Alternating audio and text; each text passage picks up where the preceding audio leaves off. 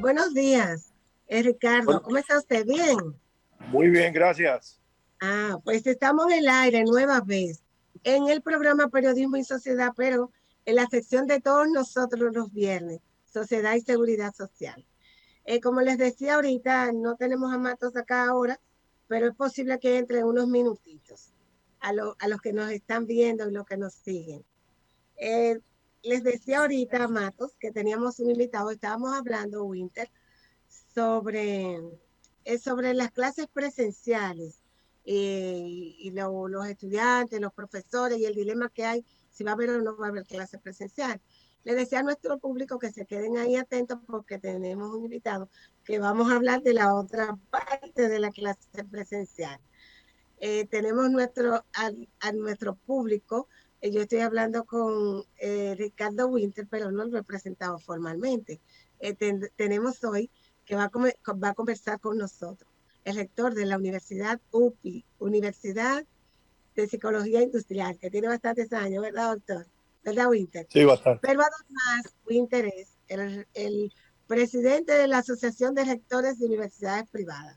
¿Estoy en lo cierto, Winter? Sí, señora. Así es. Con él tenemos el placer de conversar en el día de hoy. Estoy dando chance porque Matos está casi con nosotros ya. Winter, cuando hablamos de universidades privadas, que usted es el rector de la asociación, usted es el presidente de la Asociación de Rectores de Universidades Privadas. ¿A qué nos referimos? Perdón, repíteme la pregunta. ¿A qué? Sí, cuando hablamos que usted es el rector, De universidades privadas. el presidente de la Asociación de Universidades Privadas. Claro, las Sí. universidades privadas son las universidades de dueños.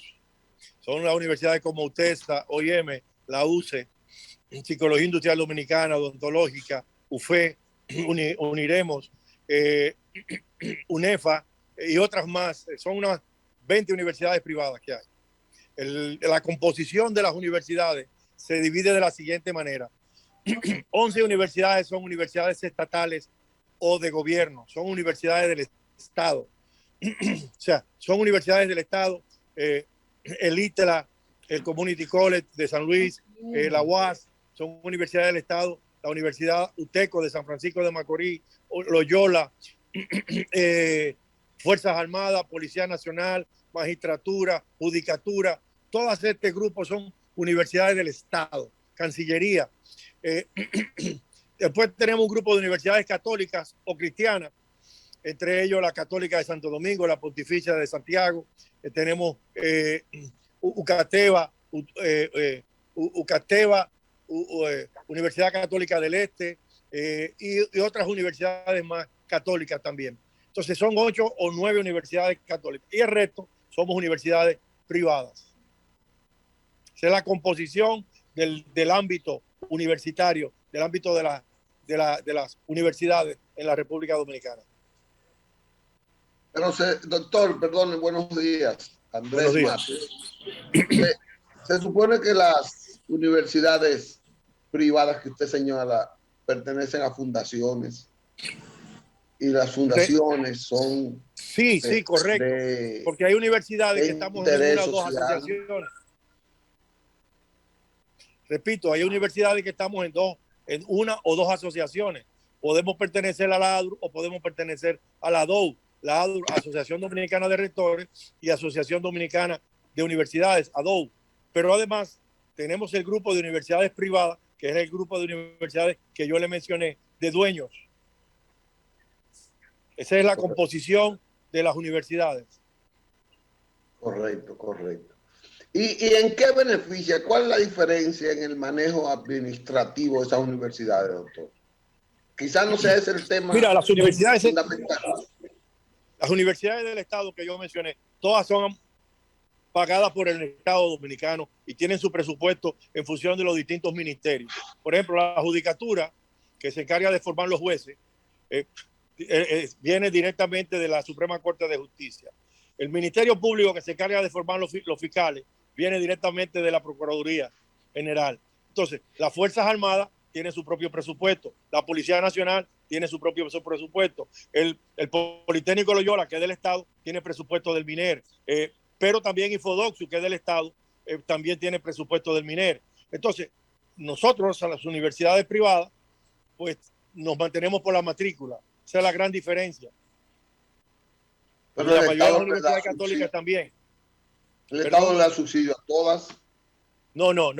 El Estado le puede dar alguna asignación presupuestaria, sobre todo a las católicas y una que otra privada, pero es insignificante para el costo operacional. Por ejemplo, una universidad privada puede tener una asignación de 50,000, 70,000, 100,000 pesos al mes, que representa 1 millón, 2 millones al año.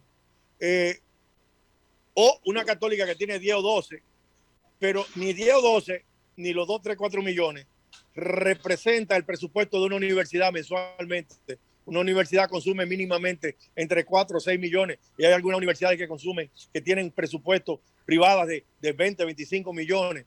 ¿Por qué? Por su infraestructura, por la cantidad de estudiantes, por la cantidad de secciones, por la cantidad de laboratorios. Entonces, ese es un tema que se podría tratar en un programa un poco mucho más amplio, mucho más completo, para poder edificar a la población de las diferencias entre una y otra universidades. Pero todas las universidades, vuelvo a repetirle, la mayoría de las universidades funcionan por su matrícula, las universidades privadas. No tienen presupuesto del gobierno. Por ejemplo, te puedo decir, OIM jamás en su vida ha tenido presupuesto del gobierno, ni la Universidad de la Tercera Edad, y UTESA tampoco tiene presupuesto del Estado. Nunca en su vida ha tenido presupuesto. Entonces, se ha mantenido a función de su matrícula. Hoy son universidades grandísimas. OIM tiene más de 50,000 estudiantes. UTESA tiene casi 70,000. Entonces, son dos grandes universidades monstruos que no necesitan presupuesto. Al igual que Unicaribe, al igual que la Evangélica, no sé si tiene presupuesto, que es una universidad grande también, universidad cristiana muy grande. Sí. Isabel.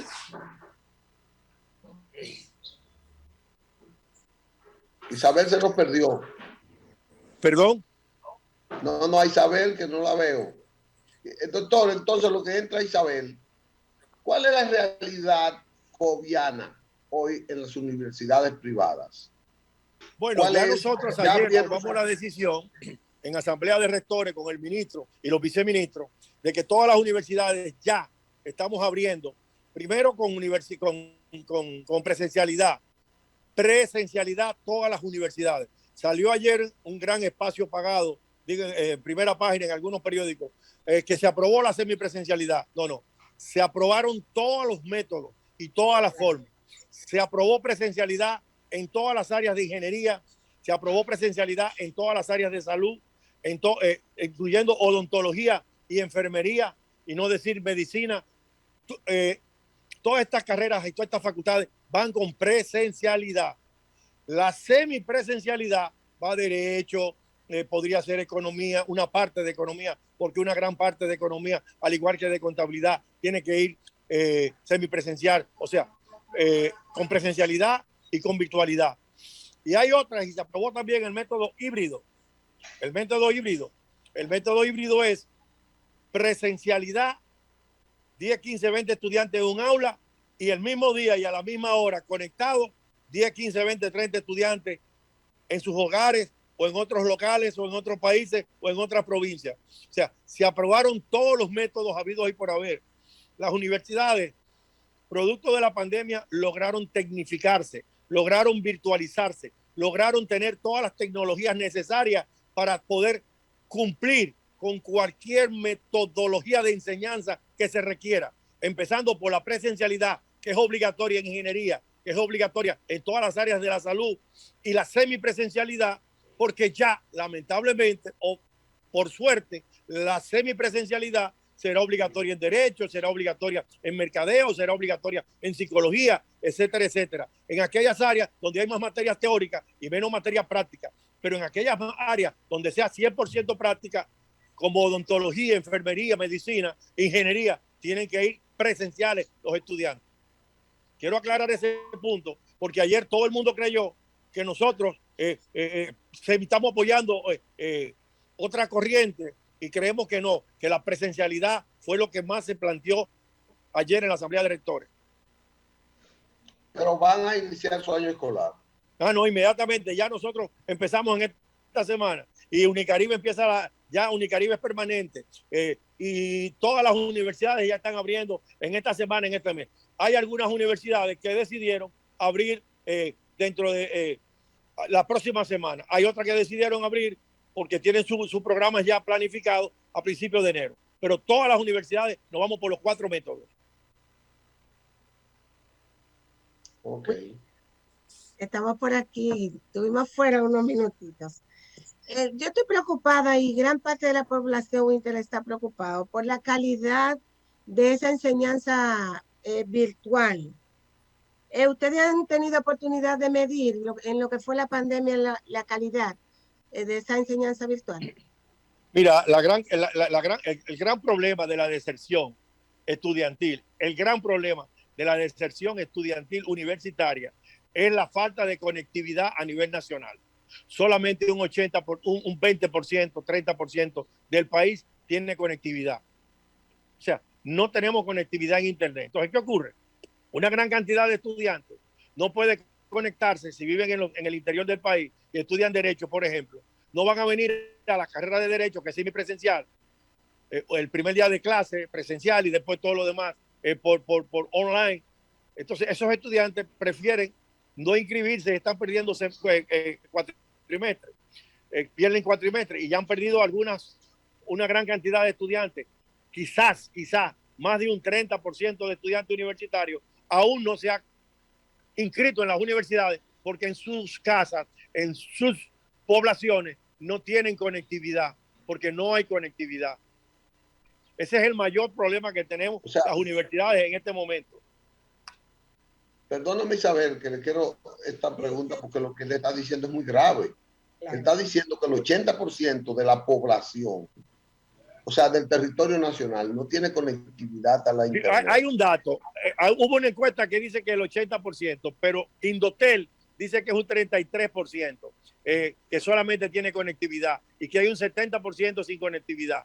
Yo pienso que tiene la razón es Indotel, que es quien tiene el control de la información, pero el 70% de la población dominicana no tiene conectividad en el país llamado República Dominicana. Como quiera es demasiado.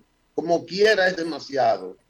Yo creo que sí, por eso tenemos los problemas que estamos teniendo de baja de un 25, 30 y en algunas universidades hasta un 40% de estudiantes que no han podido inscribirse porque no tienen conectividad. Esa es la crisis, no hay otra, pero se está tratando por todos los medios de motivar y por eso la presencialidad, la urgencia de la presencialidad. ¿Seguías con algo más, Marcos, sobre eso? No, está bien, está bien. Datos escalofriantes, pero está bien. Sí, ellos hay como una encuesta, un estudio que hicieron hace poco que... Sí, salió también antier la publicación. Sí, a lo que Winter está diciendo, sí. Pero también por esa parte de los estudiantes, pero la parte de los profesores, ¿están calificados los profesores para esas clases virtuales? Mira, los profesores recibieron entrenamiento. Lo que teníamos que hacer en 2 años se hizo en 3 semanas con carácter de urgencia, gracias a la bendición del COVID o del plan COVID, porque para mí es un plan COVID. No es una pandemia, es un pandemia. Entonces ese pandemia que impactó al mundo y paralizó al mundo, pues por un lado fue una maldición por la cantidad de personas fallecidas, pero por otro lado fue una bendición para las universidades, porque lo que tenían que hacer en 1 o 2 años, tuvieron que hacerlo en 3 semanas. Formación completa de todo el profesorado en técnicas de virtualidad. Todos los profesores de la República Dominicana, sin excepción, están entrenados. ¿Que hay mucha resistencia? Sí, hay mucha resistencia. Hay resistencia de algunos profesores que todavía prefieren la presencialidad, que no tienen ese dominio total o absoluto de lo que es una clase virtual. Pero yo les digo que si bien es cierto que el profesorado, un porcentaje mínimo, puede tener resistencia. Donde yo pienso que hay problemas es en el manejo de la virtualidad por parte de un gran porcentaje de los estudiantes. Para estudiar por virtualidad se necesita mucha madurez, se necesita mucha disciplina, se necesita mucha responsabilidad, se necesita un cambio de actitud, porque la virtualidad es manejado por una plataforma. Las clases son dictadas online o son dictadas por el profesor a través de foros, videoconferencias, prácticas, y todo eso tiene temporalidad. La flexibilidad de los profesores en presencial no la tienen lamentablemente las plataformas, porque las plataformas son rígidas. Y el estudiante todavía no ha aprendido a entender que las plataformas son las que le mandan. Entonces te necesitan mucha disciplina, mucho más disciplina que si fuese presenciales. Entonces, ahí es donde estamos trabajando arduamente, porque todas las universidades y una gran parte de nuestro profesorado ha entendido ese problema, la inmadurez de nuestros estudiantes. Eso es el grave problema nuestro. En este momento estamos trabajando arduamente con motivación, con charlas. Yo, por ejemplo, tengo ahora mismo en nuestra universidad, el próximo lunes, una conferencia para más de los 200 estudiantes nuevos que hay inscritos en nuestra universidad. Entonces, los motivos, les explico, les requete motivo para que comprendan que tienen que cambiar sus actitudes. Digo, una conferencia virtual usted va a hacer. Sí, correcto, virtual, porque tenemos en todo el país y hay estudiantes en todo el este y estudiantes en Santo Domingo, y yo la voy a hacer virtual. Porque como son tantos estudiantes, no voy a ir aula por aula, sino que le doy la conferencia virtual de bienvenida, de felicitaciones, de motivación. Le hablo un poco de la ley de cualificación, que la ley de cualificación, le voy a decir que tienen que estudiar por libro de texto, que tienen que aprenderse su materia, porque el S4 no lo va a dar el presidente de la República. Ya la presidencia de la República no va a dar el S4. El S4 a partir del año 2023 lo va a dar el Ministerio de Educación. Y para dar el S4, el Ministerio de Educación tiene que poner un examen que demuestre que el estudiante domina su área y que tiene las competencias para ejercer esa carrera. O sea, el permiso, la licencia para trabajar no la va a dar el Poder Ejecutivo en un decreto a 1.500, 800 ingenieros o médicos o psicólogos o abogados o contadores que pidan de las distintas universidades su decreto de S4. No. Ya ahora va a ser el Ministerio de Educación Superior quien va a dar el S4.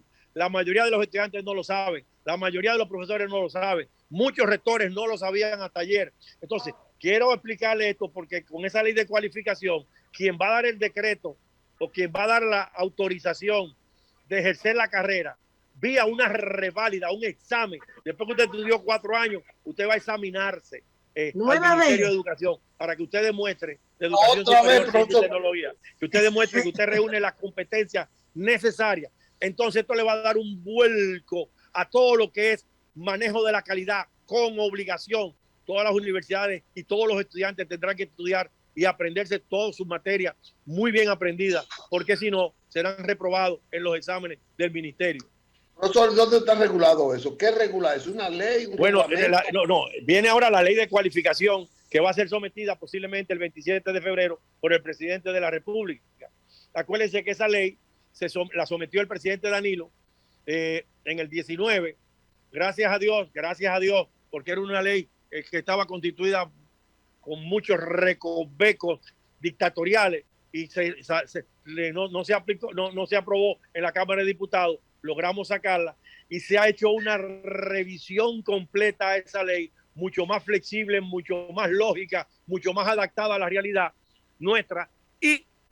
Pero el S4 no lo va a dar el Poder Ejecutivo, sino lo va a dar el Ministerio de Educación Superior, Ciencia y Tecnología a través de una reválida. Ay, doctor. Esa ley que viene ahora se va a aprobar en el 22 porque va a estar consensuada de un todo y ya se va a implementar en el 23 y quizás en el 23 o en el 24 las reválidas empiecen a aplicarse en el MESI. O sea, el examen para darle el S4 al estudiante, al profesional recién graduado, para que pueda ejercer su carrera. ¿Y qué va a pasar con...? Ay, no me diga eso, hay que pensarle, doctor, porque eso es una revolución. Pero eso es terrible. Sí, va a ser una revolución en pro de la calidad. Repito, va a ser una revolución en pro de la calidad. Va a estar todo cualificado y cuantificado. Primaria, toda la formación de primaria, cualificada por competencia.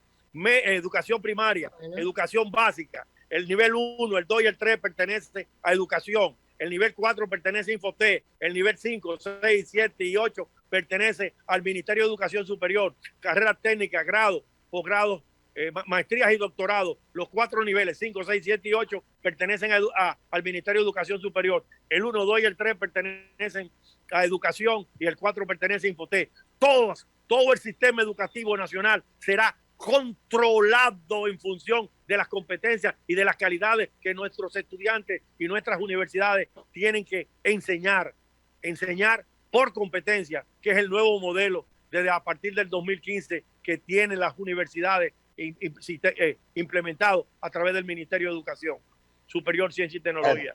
Trabajar por competencia. A ver, se nos fue el tiempo. Se nos fue el tiempo, y se me quedó algo tan importante para Winter que queríamos preguntarle. Vamos a ver si podemos en un minutito. Winter, sobre los estudiantes extranjeros, sobre todo el tema de los haitianos y las inscripciones en las universidades privadas. ¿Cómo están manejando eso? Mira, los estudiantes extranjeros, incluyendo los haitianos, lo único que tienen que hacer es renovar sus visas.